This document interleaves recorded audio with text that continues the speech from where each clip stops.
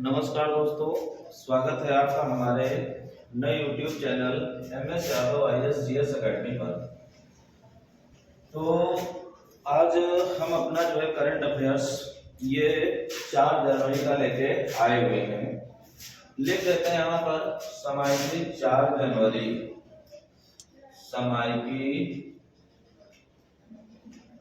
सामायिकी आज की हमारी रहने वाली है 4 जनवरी 2023 की रहने वाली है। हम लोग आज बात करने वाले हैं 2023 का जो 4 जनवरी का है करंट अफेयर्स के क्या क्या प्रश्न हमारे रहने वाले हैं। पहला यहाँ पर क्वेश्चन है, विश्व ब्रेल दिवस 4 जनवरी को मनाया जाता है।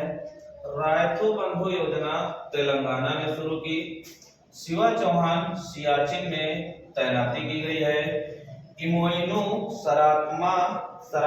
सराकपा उत्सव मणिपुर में हुआ। स्मार्ट कार्यक्रम की शुरुआत भारत सरकार ने की। सियोम पुल का उद्घाटन किया गया है। आरटीआई में खराब प्रदर्शन तमिलनाडु ने किया है। नेटवर्क रेडीनेस में भारत की रैंक 61 आई हुई है। और चीन ने हाइड्रोजन चलित रेलगाड़ी की शुरुआत की है। दीदी सुरक्षा कवच की शुरुआत की गई है कहां पर? पश्चिम बंगाल में। तो ये हमारे आज के 10 प्रश्न हैं। इन्हीं प्रश्नों पर हम लोग चर्चा करेंगे। जैसे पहला हमारा जो आज का प्रश्न है, विश्व ब्रेल दिवस 4 जनवरी को मनाया जाता है। एक व्यक्ति थे जिनका नाम था लुईस ब्रेल। क्या नाम था? Louis Braille. ये एक व्यक्ति होते हैं, इनका क्या होता है? एक्सीडेंट हो जाता है। एक्सीडेंट के बाद इनकी जो है आंखें खराब हो जाती है, यानी आंख की इनकी रोशनी जो है चली जाती है। जब रोशनी चली जाती है तो ये जीवित बचते हैं। उसके बाद एक लिपि का विकास करते हैं जिसको हम क्या कहते हैं? ब्रेल लिपि। ब्रेल लिपि ये वो लिपि होती है जिसमें कोई अगर अंधा यानी ब्लाइंड व्यक्ति है तो आराम से बुक्स वगैरह को जो है पढ़ सकता है। इसी को हम कहते हैं ब्रेल। क्या कहते हैं? ब्रेल।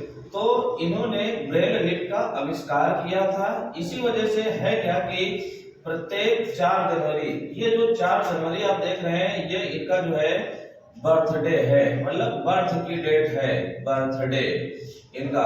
वैसे इनका जो है डेट ऑफ बर्थ इनकी 4 हमारा जनवरी और 1809 को इनका जन्म होता है। तो इन्हीं की बर्थडे के अवसर पर हमारा ब्रेल दिवस मनाया जाता है। ये ब्रेल दिवस मनवाता कौन है, यानी किसके द्वारा ये ऑर्गेनाइज किया जाता है? तो UNGA यानी यूनाइटेड नेशन जनरल असेंबली के द्वारा। और कब से किया जा रहा है? तो 2019 से ये दिवस हमारा मनाया जाता है।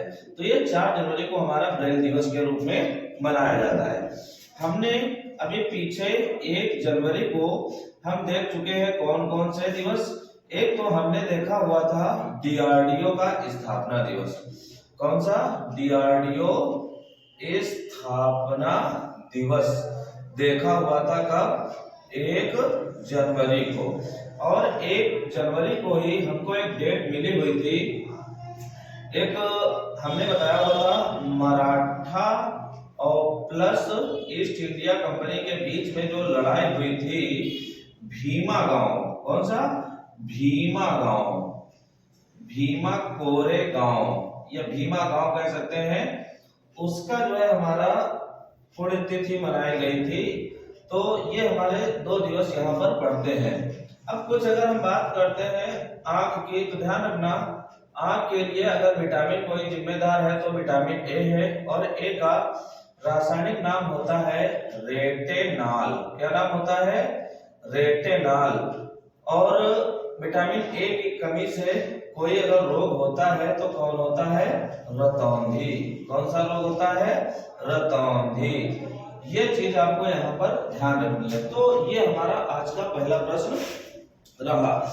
उसके बाद अब हम लोग दूसरा प्रश्न देखेंगे। रायथू बंधु योजना की शुरुआत कहां पे हुई है? तेलंगाना में। कौन सी योजना है? रायथू बंधु योजना। बहुत अच्छी योजना है, खास तौर से कृषि के लिए जुड़ी हुई है। रायतु बंधु योजना, रायतु बंधु योजना की शुरुआत कहां पर हुई है? तेलंगाना में हुई है। कहां पर? तेलंगाना। रायतु बंधु योजना कैसी योजना है? तो कृषि यानी किसानों के लिए हमारी योजना है। इस योजना में होता क्या है कि 5,000 रुपए, कितने रुपए? 5,000 रुपए सरकार कृषकों को एक मुश्त देती है, जिससे किसान लोग करते क्या है, जो हमारी रबी की फसलें होती हैं या फिर खरीफ की फसलें होती हैं या फिर हमारी जायद की फसलें होती हैं, मतलब कोई भी फसल होती है उनको अच्छे रूप से करने के लिए सरकार के द्वारा दिया जाता है। ध्यान रखिएगा, रबी की फसलें हमारी अक्टूबर या नवंबर में बोई जाती हैं। कब बोई जाती हैं? अक्टूबर या नवंबर में बोई जाती हैं। और जो हमारी खरीफ की फसलें होती हैं इनकी बुआई जुलाई या कह सकते हैं अगस्त में की जाती है। वैसे जुलाई अच्छा महीना माना जाता है। और बाकी जो बची हुई फसलें होती हैं वो जायद की, जो कि हमारा जब रबी की फसल कटने वाली होती है यानी अप्रैल, यानी जब कट रही होती है तो अप्रैल मई जून ये हमारा जो है जायद की फसलें चलती हैं। तो तेलंगाना ने ये योजना हमारी शुरू की है। तेलंगाना, ध्यान रखिएगा आप लोग, तेलंगाना जो है आंध्र प्रदेश से कटा हुआ था, यानी इसको जो है काटा गया था कब? 2 जून 2014 को नया राज्य हमारा ये 29 नंबर का राज्य बना हुआ था। कितने नंबर का? 29।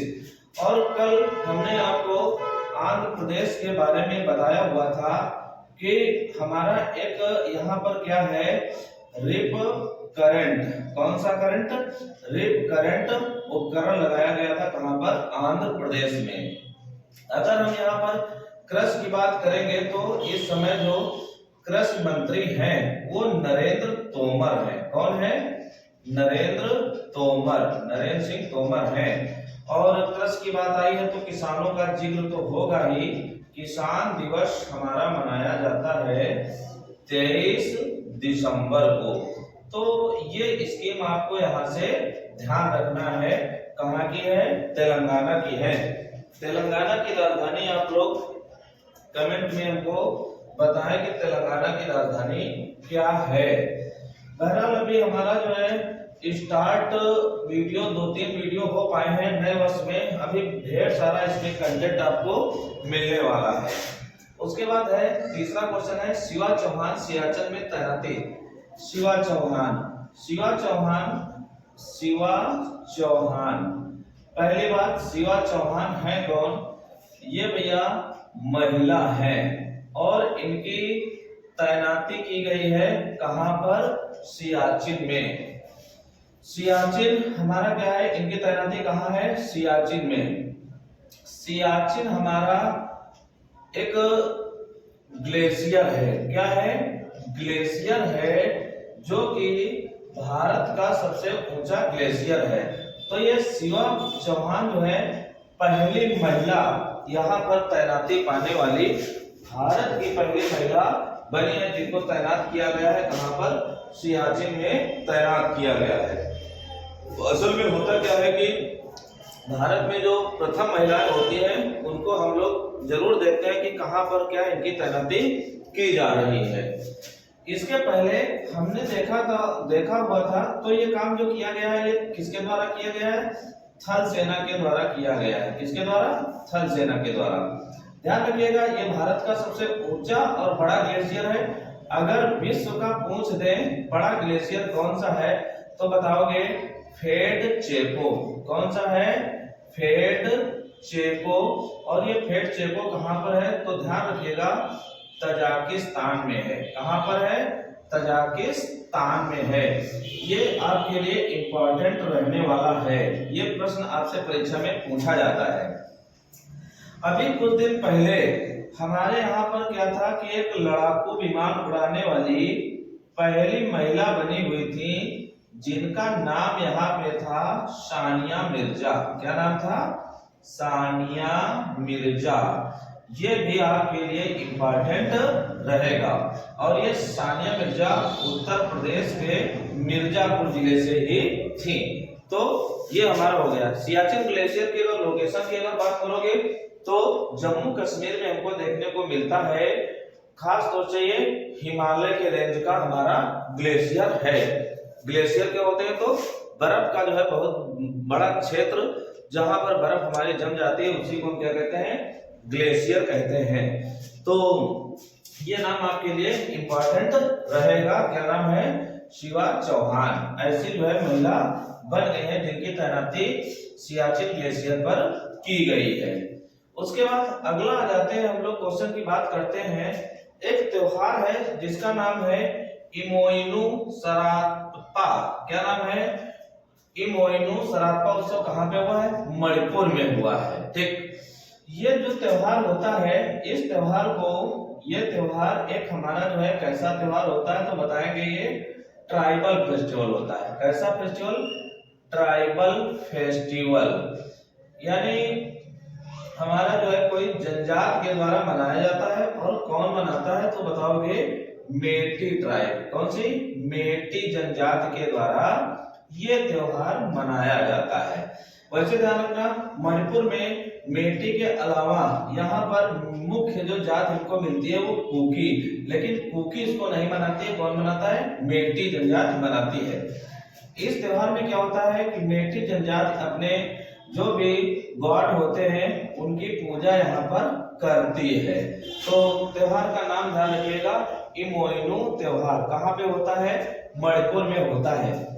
दो चार त्योहारों की अगर हम बात करेंगे तो कुछ त्योहार आप याद कर लीजिए। जैसे एक आप यहाँ पर लोसार याद कर लीजिए, लद्दाख में होता है। कहाँ पर, लद्दाख में। दो चार त्योहार ये बता रहे हैं, बाकी हम जो है इनका आपको एक लिस्ट देंगे तो उस लिस्ट से आप लोग तैयार करिएगा। उसके बाद एक तैयार कर लीजिए हार्नबिल। हार्नबिल हमारा कहाँ पे होता है, नोट कर लीजिए, नागालैंड में होता है। कहाँ होता है, नागालैंड में होता है। उसके बाद एक हमारा होता है खर्ची पूजा, इंपॉर्टेंट है।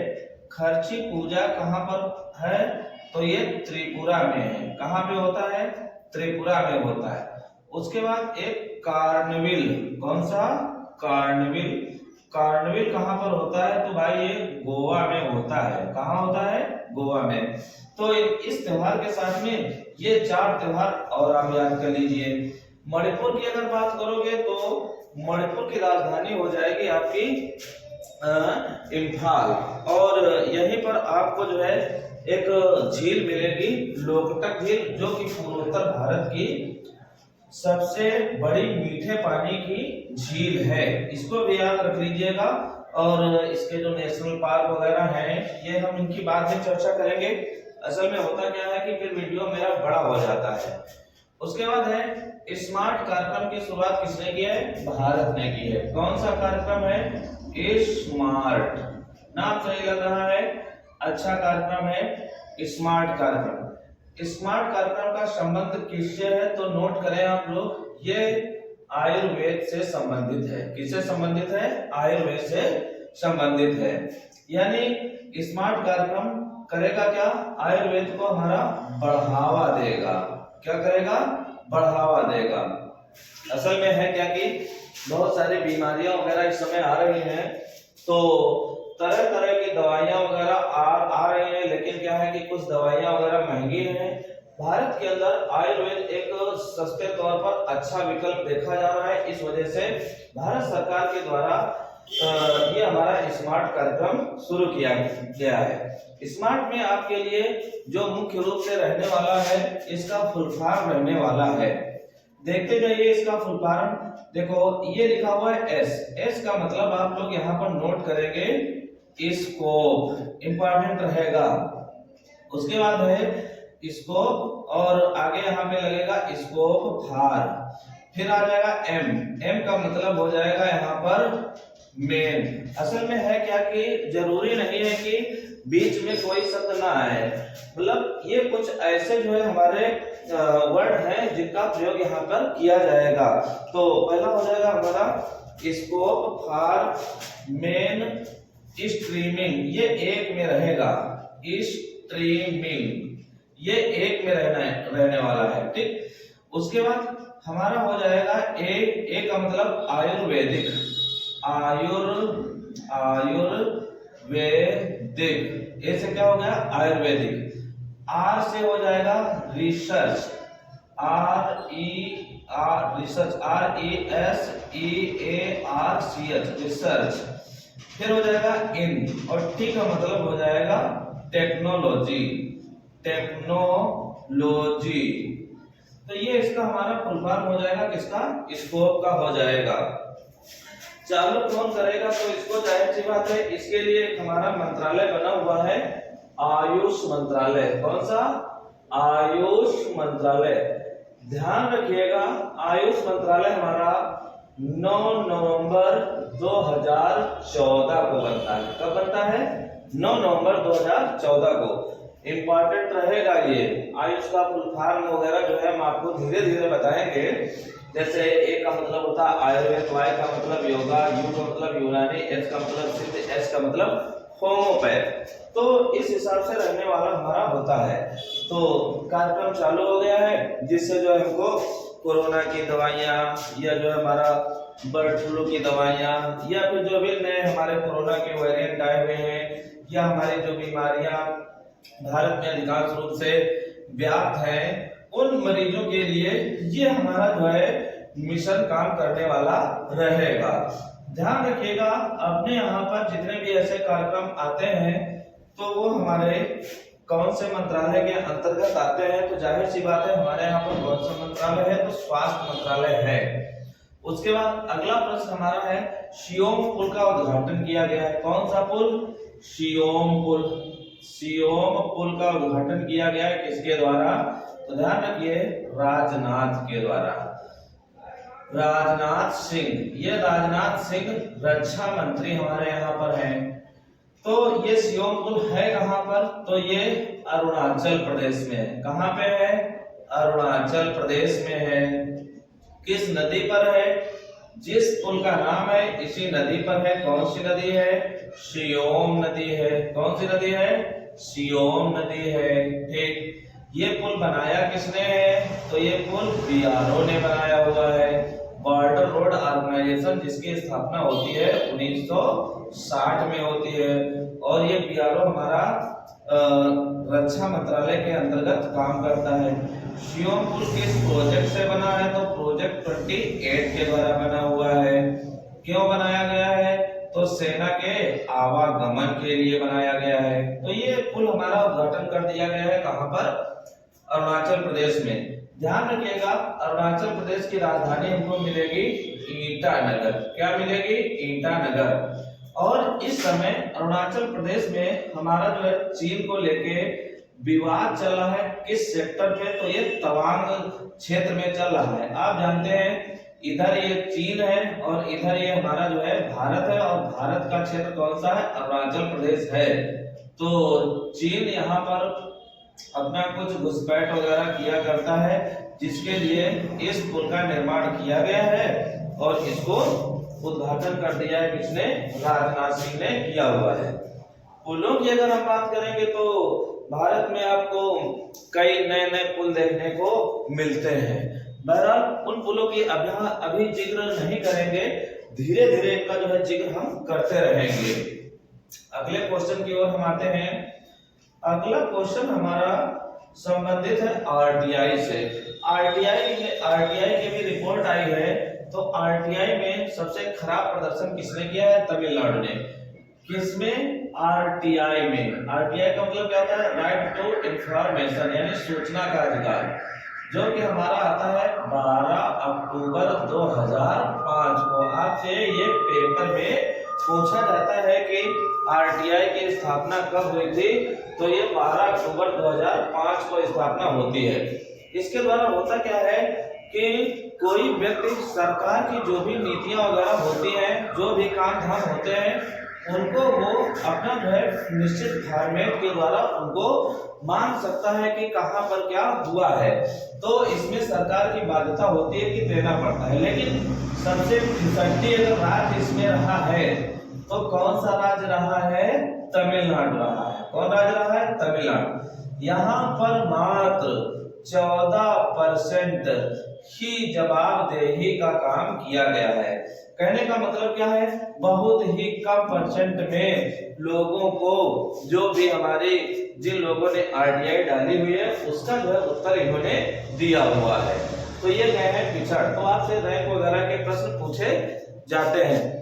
बहरहाल अगर हम बात करें बिहार की, तो बिहार इसमें जो है अच्छा प्रदर्शन किया हुआ है और बिहार में ये जो 14% जवाबदेही वाला है ये 67% है।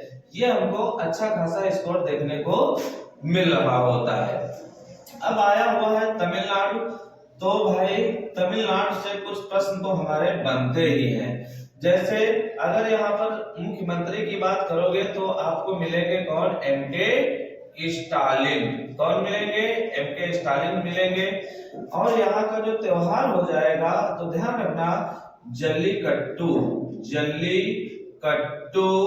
इसके बाद यहीं पे मनाया जाता है कौन सा? पोंगल। ये हमारे दो त्योहार आपको तमिलनाडु से तैयार करना है।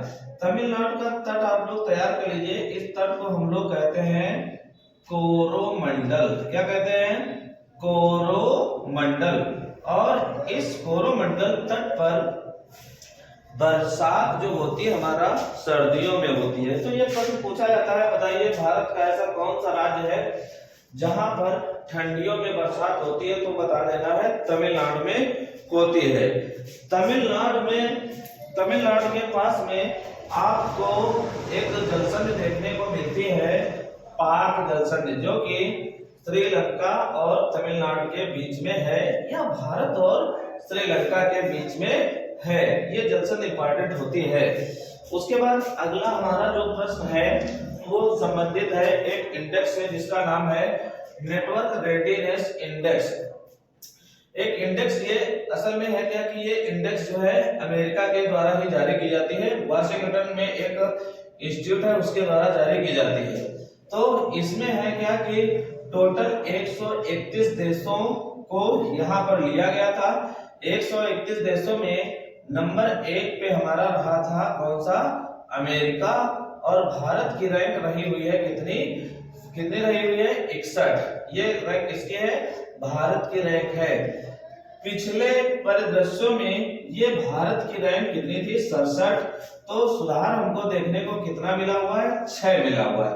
तो इस वजह से ये रैंक आपके लिए थोड़ा सा महत्वपूर्ण हो जाती है। तो इसमें होता क्या है कि जो भी हमारे नेटवर्क वगैरह होते हैं डाटा से संबंधित, उसमें ये सुधार देखने को हमारा मिला हुआ है। अगर हम यहाँ पर बात करें अमेरिका की, तो अमेरिका की राजधानी हो जाएगी वाशिंगटन डीसी। और राष्ट्रपति जो हमको देखने को यहाँ पर मिलते हैं वो कौन है? तो जो बाइडेन है। कौन है? जो बाइडेन यहाँ पर हमको राष्ट्रपति देखने को मिलते हैं। अभी यहीं पर अमेरिका में एक नया कोरोना का वेरिएंट मिला हुआ था। कल हमने आपको बताया था XBB.1.5। ये जो है कोरोना का नया वेरिएंट था। इसके पहले हम बता चुके हैं अमेरिका में एक चक्रवात आया था जिसका नाम था बम चक्रवात। ये चक्रवात भी हमको देखने को अमेरिका में मिला हुआ है। जब हम अमेरिका की बात करते हैं तो ध्यान रखना ये बात कहाँ की हो रही है? उत्तरी अमेरिका की हो रही है।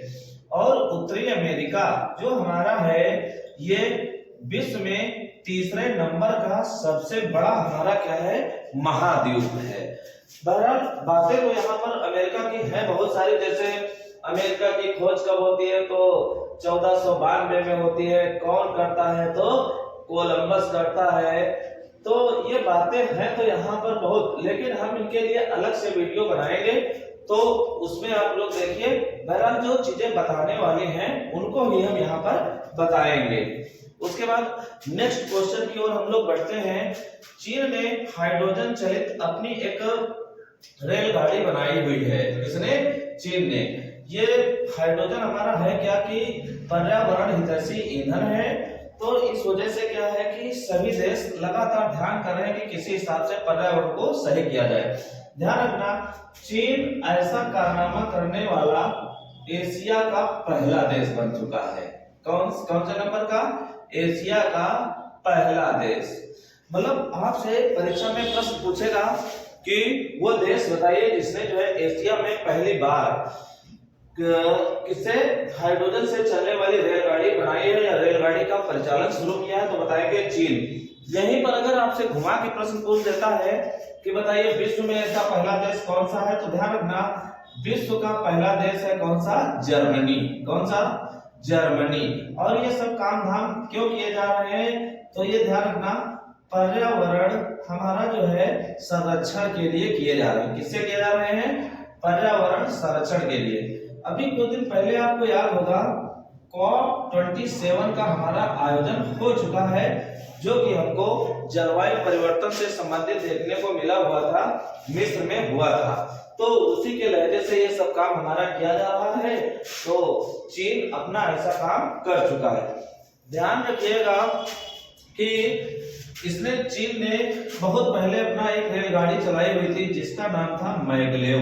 परीक्षाओं में आपसे पूछ सकते हैं कि मैगलेव ट्रेन किसने चलाई थी, तो ये प्रश्न हमारा संबंधित है रेलगाड़ी से। भारत में ऐसा अगर कोई जो है योजना है हाइड्रोजन से चलने वाली रेलगाड़ी का, तो ध्यान रखिएगा ये दिसंबर 2023 तक चलाएगा कौन? भारत चलाएगा हाइड्रोजन से रेलगाड़ी। उसके बाद आज का हमारा अंतिम प्रश्न है, देख लीजिए। दीदी सुरक्षा कवच को शुरू किया गया है किसके द्वारा? तो पश्चिम बंगाल के द्वारा। यानी नाम आ रहा है दीदीर, दीदीर का मतलब दीदी, यानी बात है किसकी? ममता बनर्जी की। तो ममता बनर्जी के द्वारा यहाँ पर एक सुरक्षा कवच की योजना की शुरुआत की गई है, जिसमें क्या है कि जो पश्चिम बंगाल की जनता है उनसे संबंधित हमारा ये स्कीम है जो पश्चिम बंगाल में काम करने वाली है। तो ये आज के हमारे जो है प्रश्न आए हैं। आप लोग कमेंट करिए, जो भी कमियां रह गई हैं आप हमको बताएं, हम धीरे धीरे जो है सुधार करेंगे। जैसे कल कुछ लोगों ने बोला था कि थोड़ा सा सही नहीं दिखता है, तो आज हमने थोड़ा सा बड़ा लिखने का प्रयास किया हुआ है। बोले थे लाइट की कमी है, तो आज हमने लाइट की भी व्यवस्था की है। बाकी आप लोग धीरे धीरे बताएं कैसा क्या है हमारा वीडियो। अगर ज्यादा लंबा हो रहा हो तो बताइए, थोड़ा सा शॉर्ट कर देते हैं। जैसा भी आप अगर डिमांड करेंगे वैसा जो है मैं करने के लिए तैयार हूँ। तो तब तक आप लोग जो है वीडियो का आनंद ले। जय हिंद, जय भारत।